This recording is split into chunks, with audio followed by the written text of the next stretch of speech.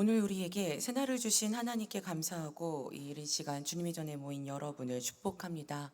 우리 다 함께 하나님을 찬양하겠습니다. 찬송가 302장입니다. 찬송가 302장 찬양하겠습니다.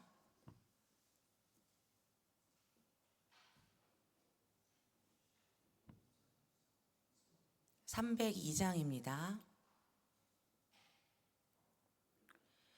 내 주 하나님 넓고 큰 은혜는 저 큰 바다보다 깊다. 너 곧 닷줄을 끌러 깊은 데로 저 한가운데 가보라. 언덕을 떠나서 장파에 배 띄워 내 주 예수 은혜의 바다로 내 맘껏 져가라. 왜 너 인생은 언제나 거기서 저 큰 바다 물결 보고 꿈이 모르는 깊은 바닷속을 한번 헤아려 안 보나.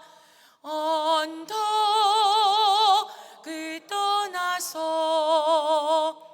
장파에 배 띄워 내 주 예수 은혜의 바다로 내 맘껏 져가라.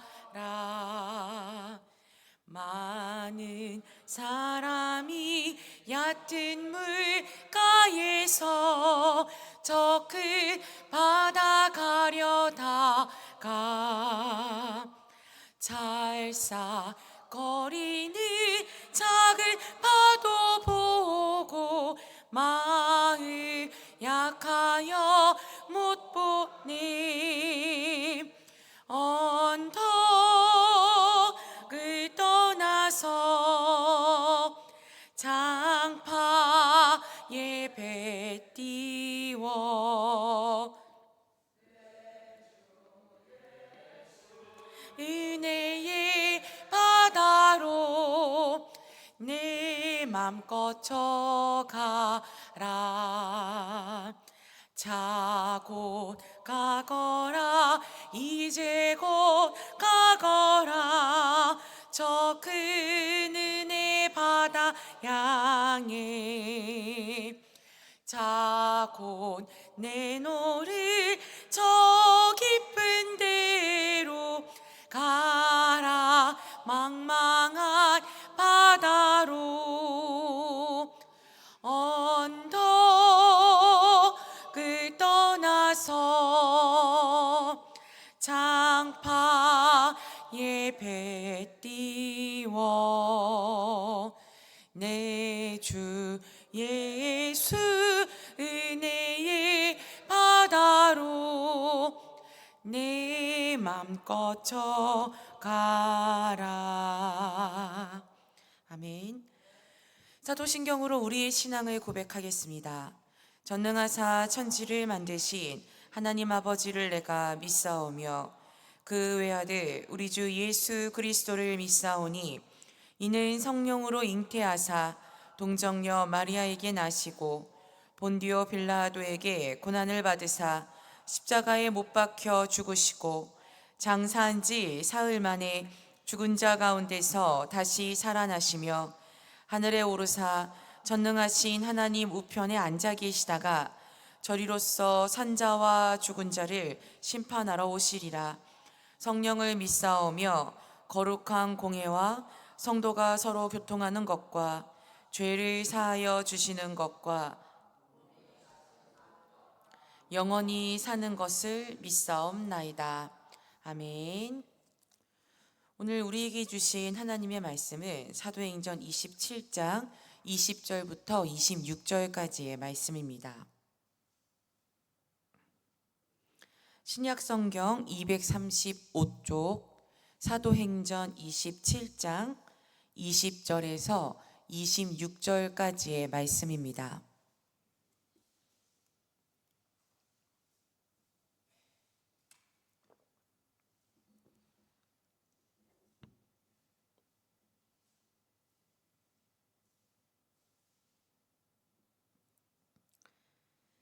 사도행전 27장 20절에서 26절까지의 말씀을 한 목소리로 읽겠습니다.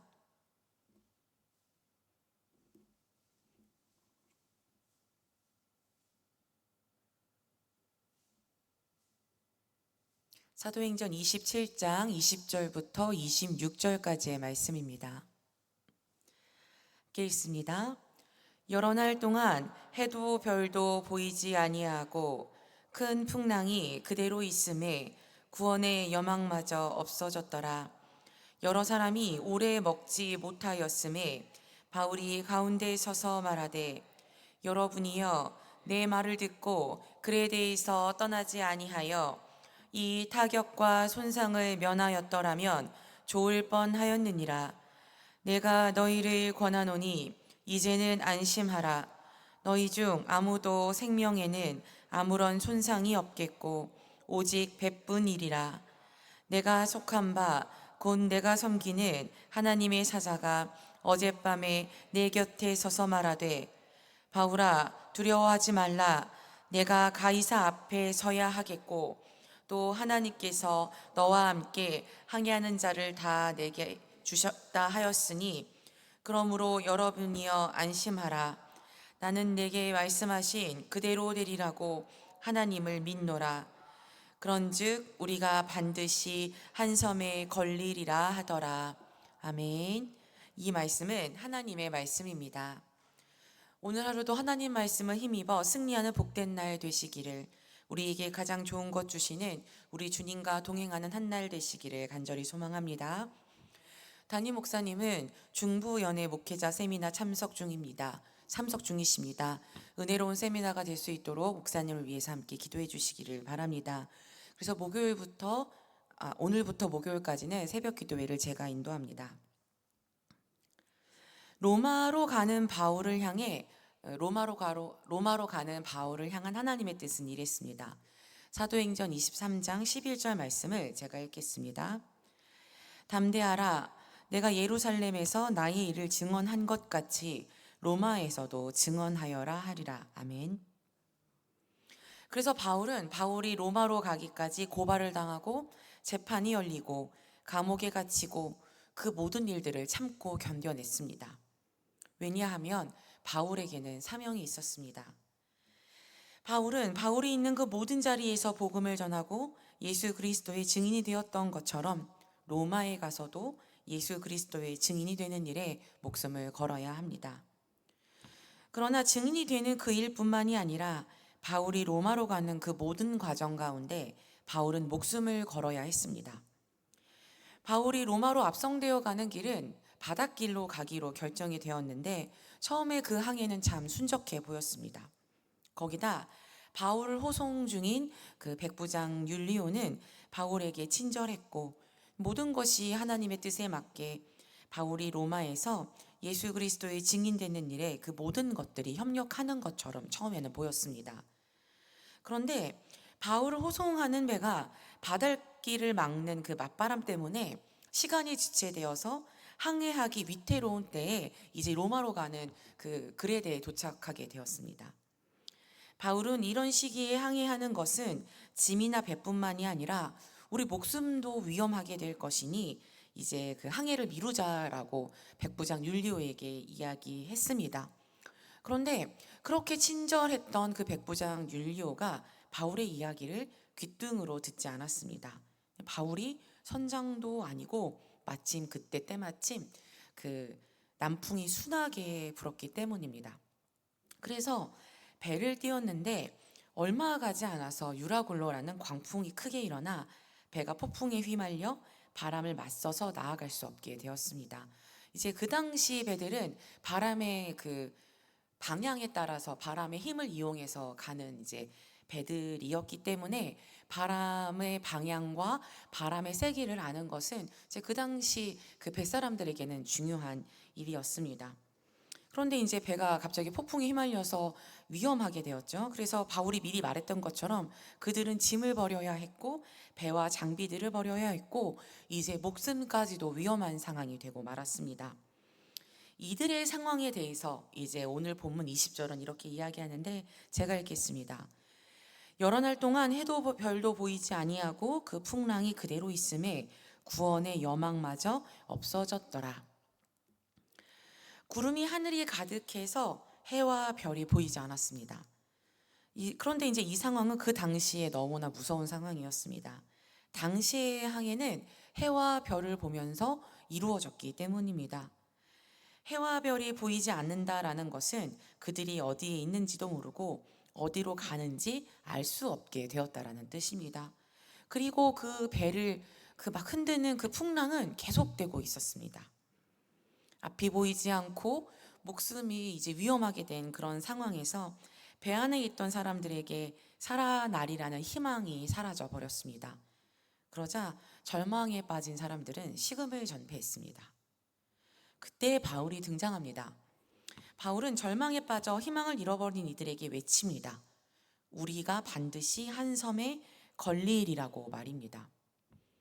그런데 바울의 처지가 이들과는 좀 다를까요?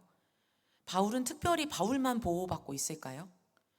바울은 유라굴로라고 불리는 그 폭풍이 두렵지 않았을까요? 해와 별이 보이지 않아 나아갈 길을 잃어버린 그 깜깜한 상황을 두려워하지 않았을까요? 그 속마음은 알 수 없지만 우선 사도행전에서 보여주는 바울의 모습은 두려워 보이지는 않습니다. 고요해 보입니다. 그것은 이유가 있었습니다. 먼저 바울은 사도행전 23장 11절에서 주님이 그에게 주신 사명을 기억하고 있었습니다. 바울은 로마로 가서 예루살렘에서 그랬던 것처럼 증언해야 합니다. 주님이 바울에게 직접 말씀하셨습니다. 이전에 말씀드린 적이 있었는데 여기서 증언하다라는 그 원래 단어는 순교라는 의미가 들어가 있습니다. 그러니까 신약 성경에서 목숨을 걸고 사실을 이야기하는 것을 증언이라고 하고 증인은 목숨을 걸고 사실을 말하는 사람이 됩니다. 그러니 지금 바울에게 있어서 유라굴로 광풍이 불고 있는 이 바다는 해와 별이 보이지 않는 깜깜한 상황은 그가 사명을 향해 나아가는 과정에서 만나는 그냥 한 일일 뿐입니다. 적당한 때에 도착하려고 광풍이 바울로 하여금 돌아가게 하고 있는 것이죠. 우리 주님은 주님의 때에 아주 정확하게 일하시는 분이기 때문입니다.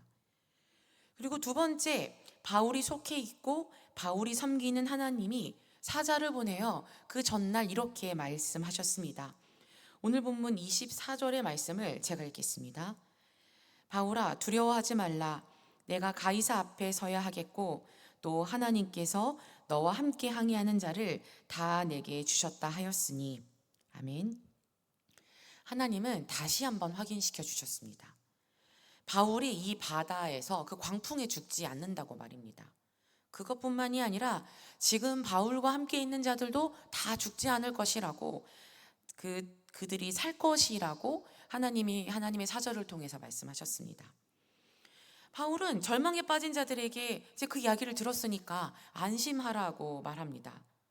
여기서 안심하라는 원뜻은 무엇이냐면 용기를 내라는 것입니다. 그런데 절망에 빠진 이들에게 필요한 용기는 무엇일까요? 바울은 이미 그들에게 이야기했습니다. 바울이 똑같은 상황에서, 바울이 다른 상황에 있지 않고 똑같은 상황에서 그 풍랑을 만났고 지금 바울에게도 해와 별이 보이지 않는 그런 깜깜한 상황 아니겠습니까?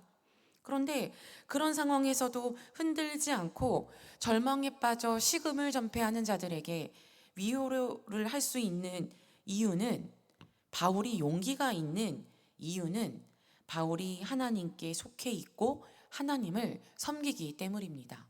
바울은 그것을 자기 입으로 직접 말했습니다. 자신이 속해 있고 자신이 섬기는 하나님이 말씀하신 대로 되리라고 자신은 믿는다고 말입니다. 하나님께 속해 있고 하나님을 믿는 사람은 흔들리지 않고, 아니 흔들리더라도 그 두려움을 이겨낼 수 있는 용기가 있습니다. 우리 주님이 바울을 로마로 가게 하시면서 폭풍도 만나고 바다에서 길도 잃게 하시고 죽을 것 같은 상황에 놓이게 하시는 것은 바울에게 관심이 없어서가 아니라 바울을 미워해서가 아니라는 것을 우리는 알아야 합니다. 그래서 바울의 믿음은 우리가 하나님을 향해, 우리가 절망에 빠졌을 때 하나님을 향해 오해할 수 있는 그러한 상황에서 하나님을 더욱더 이해할 수 있고 하나님을 믿을 수 있는 근거가 됩니다. 지금 바울은 주님의 사명을 향해 나아가고 있습니다. 우리는 믿음의 사람입니다. 그렇다는 것은 우리에게 지금 암담하고 답답하고 갑갑한 현실을 이길 수 있는 용기가 있다라는 뜻입니다. 그 용기를 내면 됩니다. 그러면 그 깜깜한 상황 가운데 사명이 보이고 나아갈 길이 보이고 그 모든 길 가운데 함께 하시는 우리 주님을 볼 수 있습니다. 그리고 그 용기는 우리와 함께 하신다는, 우리를 부르셨다는 우리 주님을 믿는 믿음에서 시작됩니다. 하나님은 하나님이 원하시는 때에, 그 적당한 때에 우리를 죽이시려고 우리를 부르신 것이 아닙니다. 우리를 잘 살게 하시려고 온전한 하나님의 사람으로 이 하나님의 나라를 누리며 더 나아가 하나님 나라를 증언한 증인으로 우리를 부르셨습니다. 그러니 여러분, 용기를 내시기 바랍니다. 우리를 부르신 하나님을, 우리에게 주신 사명을 기억하시기 바랍니다. 그리고 우리가 누구에게 속한 자인지, 우리가 믿는 분이 누구인지를 기억하시기 바랍니다. 우리가 섬기고 우리가 믿는, 우리가 속해 있는 우리 하나님은 천지를 창조하시고 우리를 사랑하시는 참 주님이십니다. 그러니 우리는 반드시 한 섬에 걸리게 될 것입니다. 우리가 반드시 한 섬에 걸리게 될 것입니다. 오늘도 예수 그리스도의 증인된 사명을 잘 감당하는 우리 주님과 함께 우리 주님의 길을 걷는 주님의 참 제자가 되는 그 한날 될 수 있기를, 주님을 향한 우리의 사랑이 더욱 깊어지는 오늘 한날이 될 수 있기를 간절히 소망합니다. 기도하겠습니다. 참 좋으신 하나님, 오늘 자신이 속해 있다, 자신이 섬긴다 말씀하신 그대로 이루어지리라고 믿는다고 고백하는 바울의 믿음이 우리에게 있게 하여 주옵소서. 광풍에 흔들리고 파도에 흔들리는 삶 가운데서도 지금 주님이 우리의 삶을 인도하시며 우리에게 예수 그리스도의 증인으로서의 사명을 주셨다는 것을 잊지 않게 하옵소서. 우리의 믿음이 날마다 더욱 깊어져 주님의 말씀을 믿고 주님을 의지하며 주님과 동행하는 기쁨을 누리며 살아갈 수 있도록 우리를 인도하여 주옵소서. 우리가 용기를 낼 수 있도록 우리에게 주신 그 말씀을 날마다 새롭게 기억나게 하옵소서. 오늘 하루 주님과 동행하는 기쁨을 누리며 믿음으로 행하며 믿지 않는 이들에게 이 세상에 예수 그리스도의 증인된 삶을 살아갈 수 있도록 연약한 이들을 위로하며 주님의 말씀 위에 든든히 설 수 있게 하옵소서. 우리 주 예수 그리스도의 이름으로 기도합니다. 아멘. 하늘에 계신 우리 아버지여, 이름이 거룩히 여김을 받으시오며 나라가 임하시오며 뜻이 하늘에서 이루어진 것 같이 땅에서도 이루어지이다. 오늘 우리에게 일용할 양식을 주시옵고 우리가 우리에게 죄 지은 자를 사하여 준 것 같이 우리 죄를 사하여 주시옵고 우리를 시험에 들게 하지 마시옵고 다만 악에서 구하시옵소서. 나라와 권세와 영광이 아버지께 영원히 있사옵나이다. 아멘.